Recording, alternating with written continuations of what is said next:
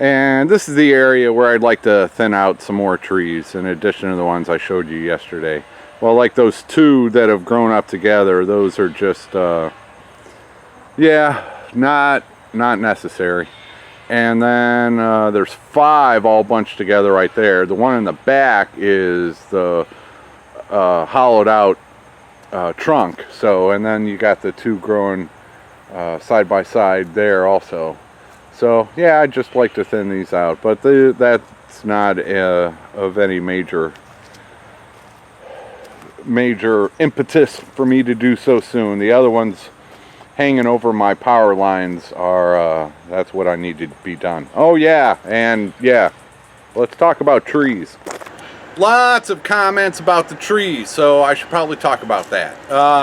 I've been here for a year, and I've been needing those trees down for the past year, so you know, it's not just I'm on a whim calling somebody to cut down the trees, just so you know the background there. No, the co-op, electric co-op, does not offer that service for free, or you can't even pay them to do it. They contract all of their tree service out, and they do not provide free services from their lines to your house. On your property, you are responsible for any trees on your own property over their line. So nope, the electric co-op is not going to do it. The government is not going to do it. It's not a state or county or city thing here in Arkansas. Obviously those are good ideas. If you're in an area and need some trees down, you should check. I did all that a year ago. And then other ideas were getting people to come out and cut them down for free so they could use it for firewood. Yeah, I've been paying attention for the past year, looking for opportunities, and now I'm to the point where I can't be waiting for a free opportunity to come along. It has to get done, so I can't be waiting around for finding a free service anywhere. You know, for every one guy out there who is chopping down trees for free for firewood, there are 1,000 guys like me who need trees cut down. So there's just not a lot out there. And you need to remember, I'm in a low population area. The closest town to me is a half an hour away, well, longer than a half an hour. It's like 28 miles, and there's 4,000 people there. So, you know, within my immediate area, I'm not in a suburb of a big city with hundreds or tens of thousands of people. So there are not as many opportunities and services out here as there may be in your area. Let's see, what was another suggestion? Another suggestion is a good one is, you know, people will pay you for your trees. Yeah, $2,500 was the quote for every tree on my property. So I am not, if they added a 0 to that, I might consider it, but I am not interested in clear cutting my entire property for $2,500. What else can I say about the trees? Nope, I've already done my research. Trust me, folks, when I say I need a tree service, I've done my research. I need a tree service. They're just, and it's not something I can do. Well, I'll tell you about that. Okay. Yep, these 2 are leaning right towards the mobile home. So yeah, I'd rather have an expert. Now let's go look at the, well, and you can see the electrical pole there, and that tree is dead and hanging over it. It might be hollowed out up there. You need a bucket truck. You can't just cut that. No, I'm no expert, but I know what I don't know.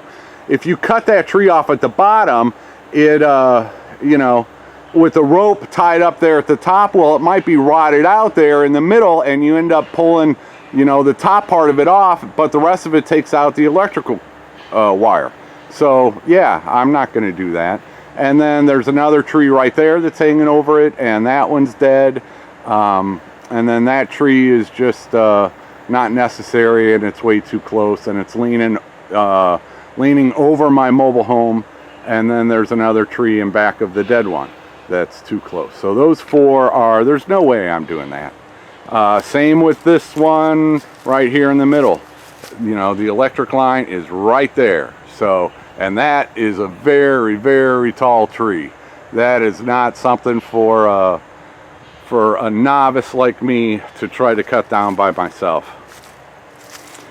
Same with this walnut tree right there. That one is also tall enough that it goes over the electric wire. And then this jumbled mess in there, that is all entangled in the electric wire coming in already. So yeah, that's not something I'm going to do. So while I'm not going to be cutting down those trees myself, I might try with some of those out there. I don't know. But yeah, nothing around electric lines or within range of my mobile home. It's just not worth the risk of me doing it myself.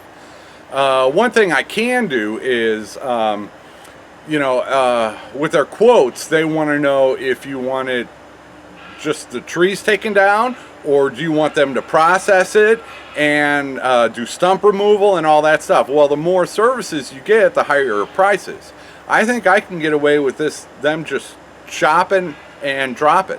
And then I've got my own chainsaw. I can get the side limbs and I can cut it into, you know, smaller sections and use it myself. You know, I've got plenty of uses for the smaller limbs. I can put them through my my wood chipper mulcher thing for the smaller ones, and the larger ones I can, you know, use them in that flooded area and do, you know, on contour swales and just build up the hugel culture swales. You know, maybe even dump some wood chips on top of them, and then in you know, in a couple 2-3 years that might be good enough to start planting stuff in there. Man, these Japanese beetle fake ladybug things are bad today. So yeah, I can do that, and that will reduce my cost quite a bit. So if you're out there looking at tree service, think about it. Can you do the processing yourself? If all they have to do is cut down the tree, you're gonna save money if you can do the rest of it yourself. I don't know. I'll give it a try. I think I can do the rest of it myself, though. And then removing the stump removal is what that can almost double the cost for stump removal. So I can live without the stump removal. I'll figure that. I'll just use my trick with the Epsom salts. That worked like a charm. It didn't work like a charm, but I've seen people put burn barrels over them and then you know, just keep burning fires until you get down to a few inches below the ground, and that's one way I've seen people at least get the stumps out of their way. And I'm not you know, I'm not tilling anyway, so you know, getting the stumps and all those roots and stuff out is not you know, not something that I desperately need to do. So yeah, okay, enough about trees. I got it under control, I promise. Oh yeah, somebody asked about that street light on my electric pole. Yes, it does work. It was working when I moved in here. They charge you $8 a month to have that running, and I cannot afford $8 a month to have that light outside.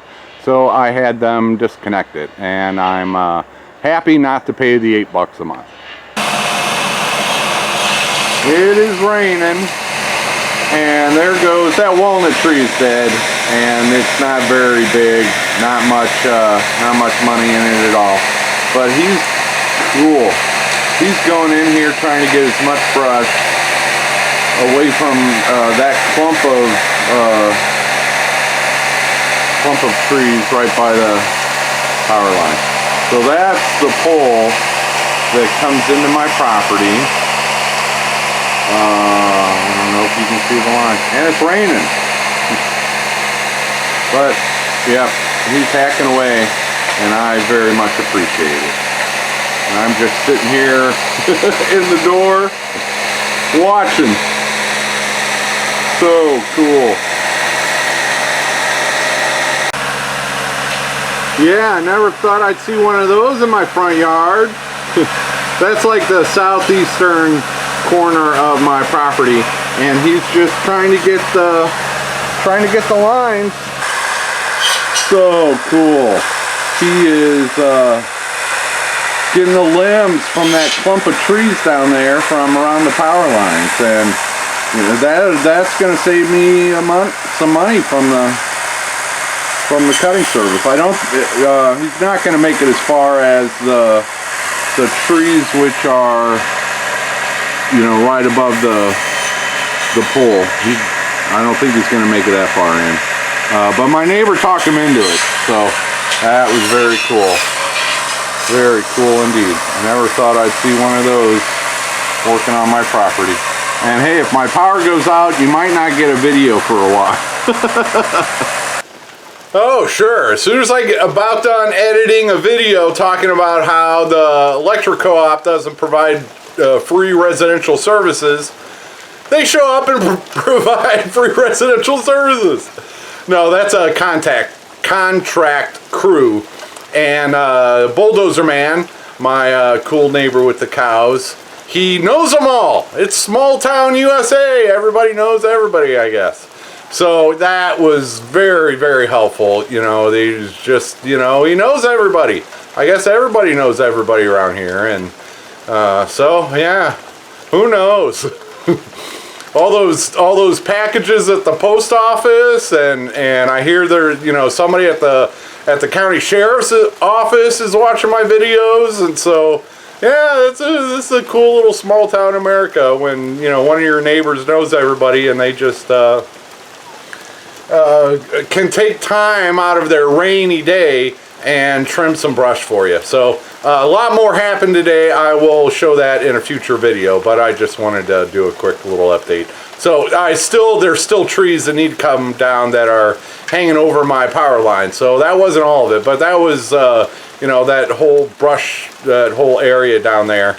Don't have to worry about that anymore. And he bulldozed other stuff while he was there. Anyway, you'll see that in a future video. Okay. Take care, everybody. Next video will be me talking about my tiny cabin, and hey man, you never know what's going to happen around here. Take her easy.